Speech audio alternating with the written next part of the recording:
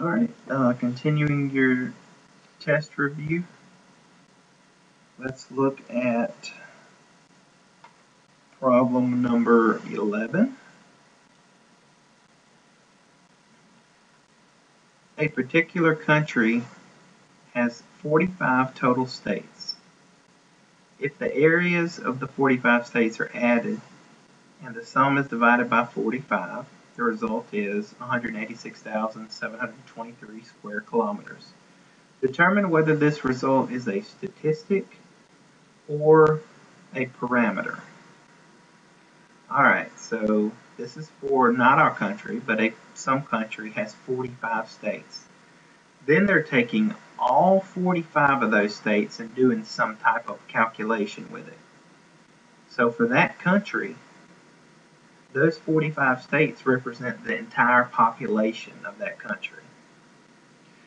So the result is a parameter. Remember, parameter, population, because it describes some characteristic of a population. Alright, so that's why it's D. Parameter, population.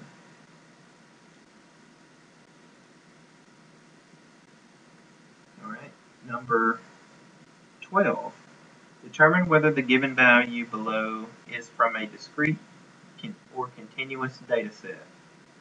Alright, so before we work this problem, we should probably look at the difference between discrete and continuous.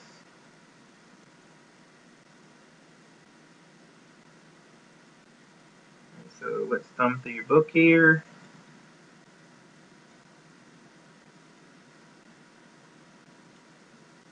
There it is. Discrete and continuous. Discrete data represent when the data values are quantitative and the number of values is finite or countable. If there are infinitely many values, the collection of values is countable if it's possible to count them individually, such as the number of tosses of a coin before getting tails. Continuous results from infinitely many possible quantitative values, where the collection of values is not countable.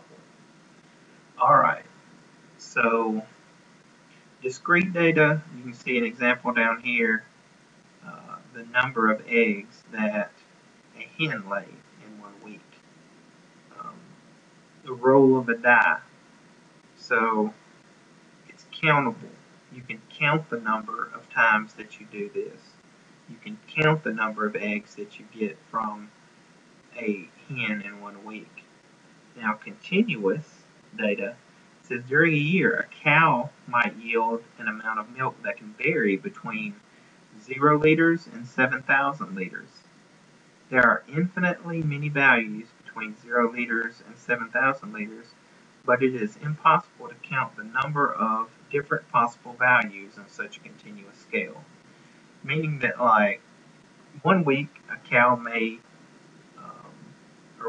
let's see, this is years, but maybe 1 year a cow yields 2,375.234 liters, and then 1 year a cow yields 5,212.27 liters. So that data is very continuous.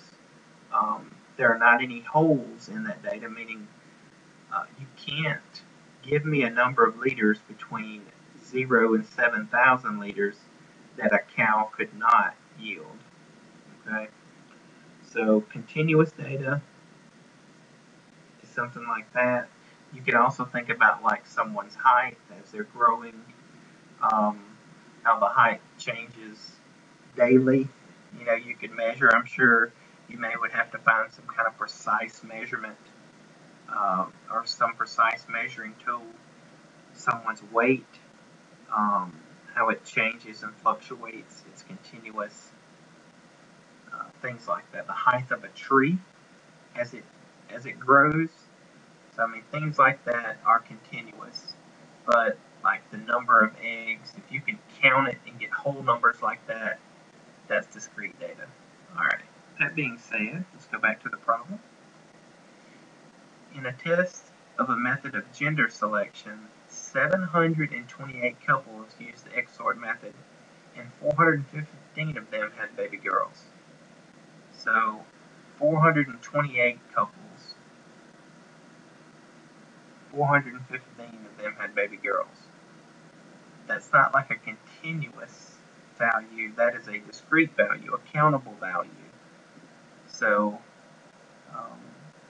C is a discrete data because there are a finite number of possible values, not infinite. There's a finite number of possible values. Determine whether the value is from a discrete or continuous data set. Volume of liquid in a glass is 350 milliliters. Okay, so I know you may be thinking, well, I can count those milliliters. Well, it could be 350.256 milliliters.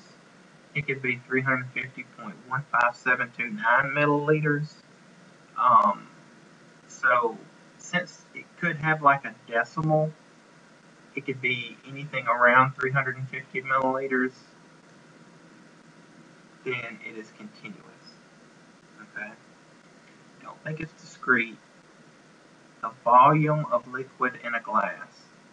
So like if I took another volume of liquid in a similar glass, it may not be exactly 350 milliliters. It may be 349.273 milliliters. So that's why it's continuous and not discrete. Determine which of the 4 levels of measurement is most appropriate. Well, before I do that, I should probably understand what the 4 levels of measurement is. Alright, we have 4 levels of measurement. And these levels go from the least complex to the most complex. The nominal level of measurement, characterized by data that consists of names, labels, or categories. So like yes, no, undecided, Democrat, Republican, Independent, even Social Security numbers. It says the data cannot be arranged in an ordering scheme, such as low to high. You might be thinking, well, I could arrange Social Security numbers, but they have no meaning if you do. I know they're people, but I can't say like your Social Security number minus my Social Security number and get something that's useful. So there's no reason or no reason that we would arrange those in a order. All right, so that's I'd say the least complex of all, the nominal level. All right, then the ordinal level. It says they can be arranged in some order, but differences obtained by subtraction, cannot be determined or are meaningless. All right, so I can arrange A, B, C, D, and F.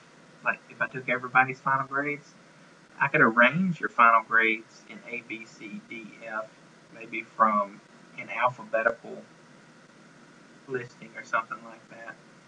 But if I took your grade of A and I subtracted my grade of C, it's not like that gives me a B or something like that. So I can put them in order, but also the difference doesn't have a lot of meaning. So you may be thinking, well, what's the main difference between nominal and ordinal then? They sounded kind of similar. Well, nominal is just consists of names, labels, and categories. You can't arrange it in an ordering scheme. Ordinal, you can arrange in an ordering scheme, but the difference in values is meaningless. Okay, so that's the difference. Nominal cannot be arranged in an ordering scheme. Ordinal can, but still the differences are meaningless. Interval, of course, this is going to be just a little bit more complex.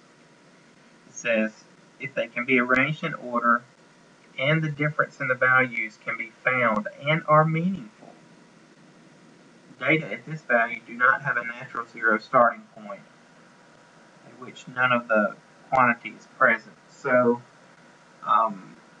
the example given in your book here, and the one I always use, is temperature. There's not a natural zero starting point, meaning if it's 0 degrees outside, that's not where temperature starts. So that's not a natural zero starting point. I can arrange them, and the differences are meaningful. Like if I say today the high was 92 degrees, and then tomorrow the high is 100 degrees, and I want to know what the difference in those two actually give me something meaningful, yes. I can say that if tomorrow it's 100 degrees and today it's 92 degrees, then tomorrow it will be 8 degrees hotter. So you see it has some meaning to it also. And if we're at that label, that is the interval level of measurement. And the most complex would be the ratio level of measurement. They can be ordered, differences can be found and meaningful, and there is a natural zero starting point. Okay? So, for example, I think the example I always use is salary. My salary and your salary, and if we had a list of everybody's salary, that could be arranged. I guarantee you mine will be near the bottom. And the differences would have meaning. You know, say you made $60,000 a year and I made $40,000 a year, then you would make $20,000 more a year than me.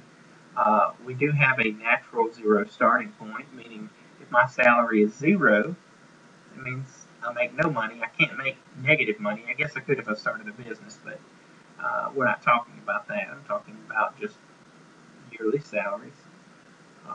Your book gives a couple of more good examples of car lengths. 0 inches would represent no length at all. Class times, 0 minutes would represent no class time. Look, 100 minutes is twice as long as 50 minutes, so there are meaningful ratios that we can make. Alright, so let's look and see what the problem says. Alright, so which level of measurement is most appropriate? Okay. Here's our set of data, our elections in different years. Alright, now we can sort these from least to greatest, so we do have an ordering scheme that we could make, least to greatest, greatest to least. Okay, just by that, being able to do that and it being meaningful, well, first, just by being able to do that, it's not nominal. Okay, now if we arrange years and we subtracted one year from another, would that be useful information? So like, say I was born in 1997, you were born in 1998. I wasn't born in 97, by the way. So if you subtracted, you'd have a difference in 1 year. So that would mean something, right? Like you were a year older than me, or I was a year older than you, depending on which year we used. Okay, so it's not ordinal, and it's not nominal because we can't arrange it. It's not ordinal because differences do have meaning. So it's either interval or nominal. Okay, so the difference is, remember, I'm sorry, not interval, nominal, interval or ratio. And what was the difference? The difference is that interval has does not have a natural zero starting point, and ratio has a natural zero starting point. So that would mean at the year 0, is that when time began? No, of course not. Not using this scale anyway. So there were times before, I guess if we use this scale, before 0 that were measured in BC, right? So time like this does not have a natural starting point. So No natural starting point. Would that be interval or ratio? Interval. So that's why it's interval there.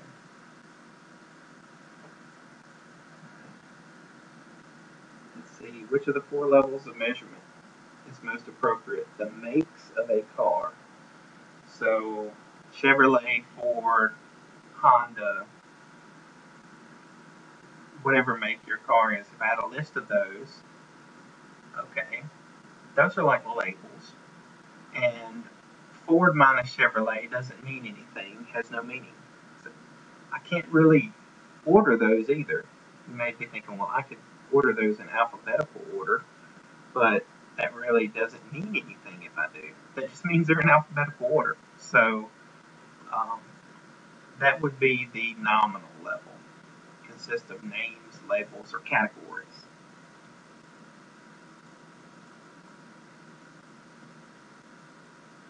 Right. Determine which of the four levels of measurement is most appropriate. Types of restaurants: fast food, organic, seafood, etc. That's the same as the cars. I mean, those are just labels. You can't really order those to give the ordering scheme some meaning. You can't subtract one from another. So that's the simplest level of measurement, the nominal level of measurement.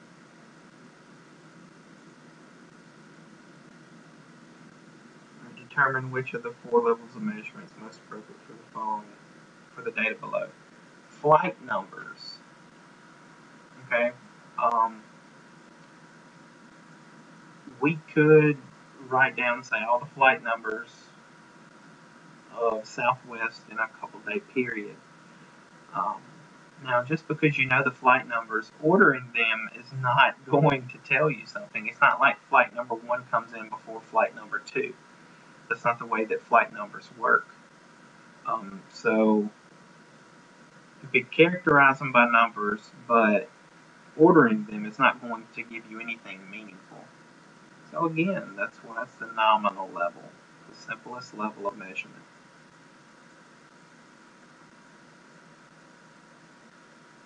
Determine which of the four levels of measurement is most appropriate for the data below. Jersey numbers of baseball players. Alright, so think about a team of numbers. If I just gave you the numbers and I didn't associate that with any person whatsoever, arranging them is not going to do anything. It's like a number is a label, right? Number 16 on the team, or number 2. You know, if you're watching a team, you have no idea what their names are or anything about them. You know, you say, hey, number 2, blah, blah, blah, if you were talking to them, because that would be kind of rude, but hopefully you get my point. Arranging these numbers in order is not going to give you anything that would be meaningful. So again, the nominal level. I know it's been like that on a lot of the problems, but you know, those numbers on the jerseys are just labels for each player. They don't have any meaning. Which of the following is not a level of measurement? Well, there are 4 levels: nominal, ordinal,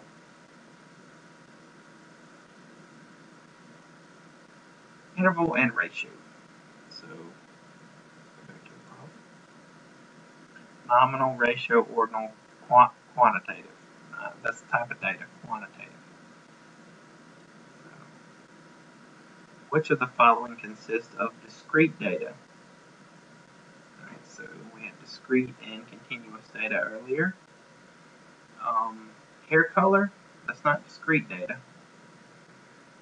You can't, that's not, 5 or 12 or something like that. Number of suitcases on an airplane. Well, that will be a definite number. There will not be 23.2 suitcases on an airplane. There will be, 115 suitcases on an airplane. Amount of rainfall. No, there's not going to be 23 inches one day, 22 inches. Well, of course, nothing like that, but there's not going to be 3 inches of rainfall, 2 inches of rainfall. It's probably going to be something like 1.752 inches of rainfall. So that's not a whole number countable value. Tree height, that's also something that is continuous. So the only discrete data down here would be this number of suitcases on an airplane. And that finishes problem number 20. I will be starting with problem number 21 on the next video.